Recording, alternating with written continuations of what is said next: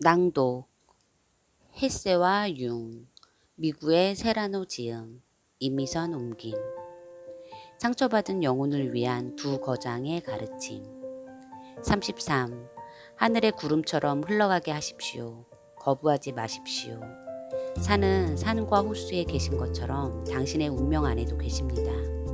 그것을 이해하기 어려운 것은 사람이 자연에게서 그리고 자신에게서 자꾸 멀어지기 때문입니다. 53. 그때 누군가 정원에 나타났다. 햇새의 부인이었다. 어깨에는 바구니를 하나 둘러매고 있었다. 부인이 멀리서 햇새를 보고 다가와 재빨리 백발을 쓸어 올려주었다. 성숙한 여인의 이 몸짓에는 80살 남편에게 항상 아름다운 여성이고자 하는 감동적인 것이 들어있었고 그것은 두 사람 관계의 깊이를 말해주었다. 나는 그 자리를 떠났지만 두 사람은 정원을 함께 걷고 있었다. 부인이 앞서 걸어가면 햇새가 잡초를 뽑아 바구니에 넣으면서 따라갔다. 나는 그 모습이야말로 고대 중국 현인들의 삶일 것이라고 생각했다. 실제로 햇새는 고대 중국의 철학자 혹은 햇새의 작품에 나오는 현명한 나무처럼 보였다. 내가 그들의 집에 다시 지나쳐가자 햇새는 나를 보고 돌아서서 그 커다란 모자를 흔들며 인사했다. 61. 어떻게 이런 행운을 갖게 되었을까요? 멀리서 온 제가 어떻게 선생님과 한 식탁에 앉게 되었을까요? 우연한 일은 없습니다. 여기 오신 손님들은 꼭 만나야 할 사람들 뿐입니다. 비밀클럽 회원들이지요. 75. 햇새는 점점 더 젊은 시절의 감정으로 돌아가고 있는 듯 보였다. 나는 그가 낙원에 가까웠던 어린 시절의 감정을 만년에 다시 그대로 느낄 수 있다는 것이 놀라웠다. 햇새는 저쪽 테이블의 끝에 돌 조각상과 가까운 자리에 앉아 있었다.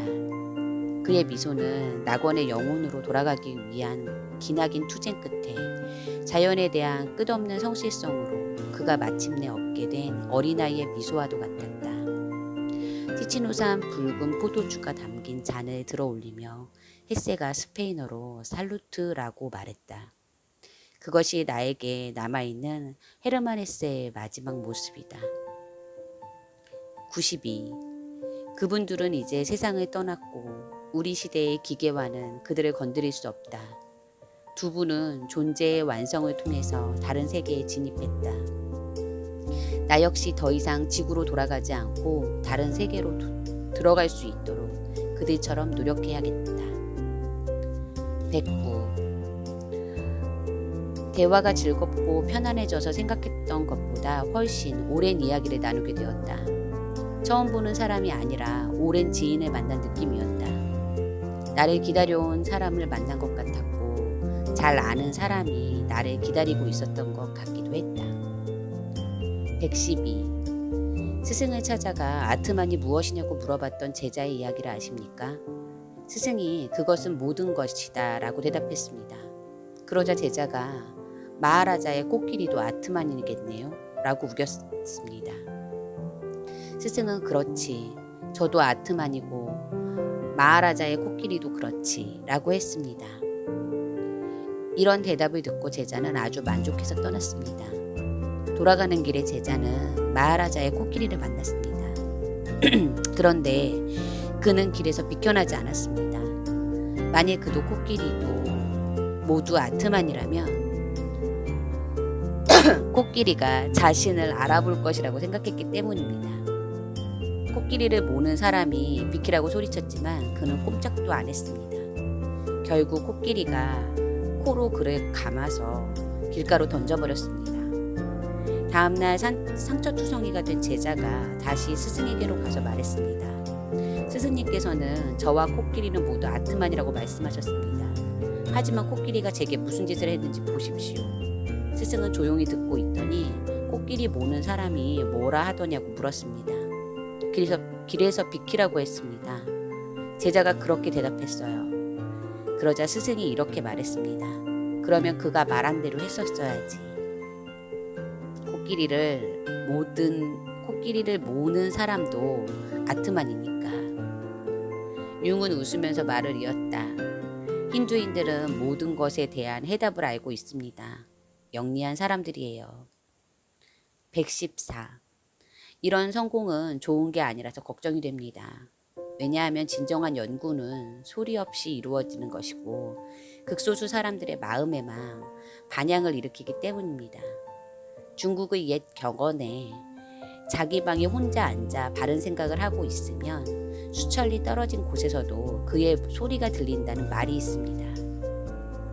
135. 인도의 카주라호에 있는 사원의 벽에는 이 은밀한 사랑이 수천 개의 조각상으로 표현되어 있다. 하지만 어린아이의 조각상은 없다.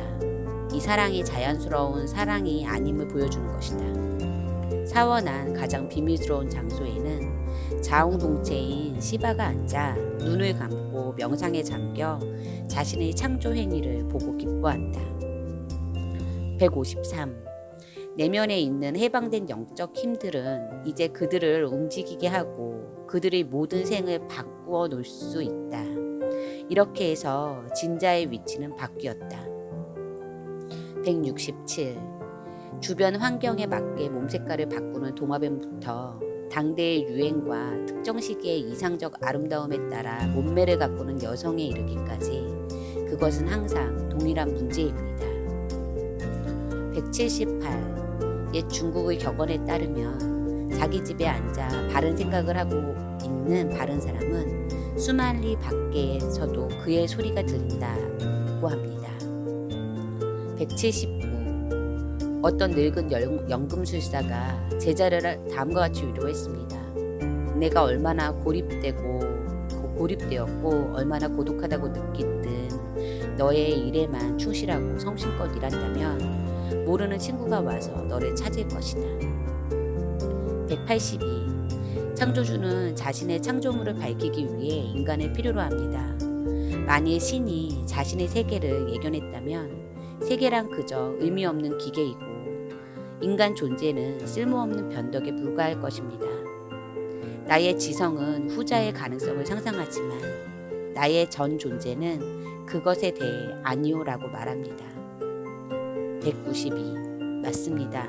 정신은 정신을 끌어들입니다. 꼭 만나야 할 사람들만 만납니다. 우리는 무의식에 의해 지시를 받는데 무의식이 알고 있기 때문입니다. 인간과 인간에 대해 탐구하던 청년 미국의 세라노가 노년의 헤르만 헤세와 카를 구스타프 융을 만나 이야기를 나누고 이를 기록한 책이다. 헤세와 융은 둘 다 1870년대에 태어나 1960년대에 세상을 떠났다.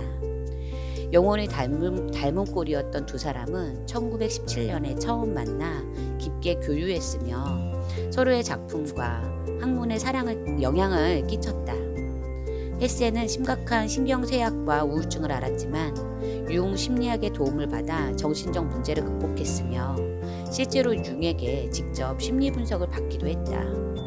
그의 작품들에도 융 심리학의 원형들이 반영되어 있다.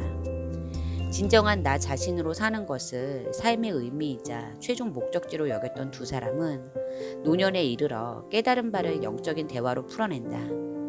30, 40대에 헤세와 융을 만났지만 정신적으로 누구보다 깊게 두 사람과 교감한 저자는 꼼꼼한 기록으로 두 지식인의 무르익은 지혜를 생생하게 전해준다. 헤세와 융의 작품이나 이론에 대한 생각을 그들의 입으로 직접 듣는 것 또한 이 책에서만 얻을 수 있는 귀중한 경험이다. 이상 헤세와 융이었습니다. 감사합니다. 안녕.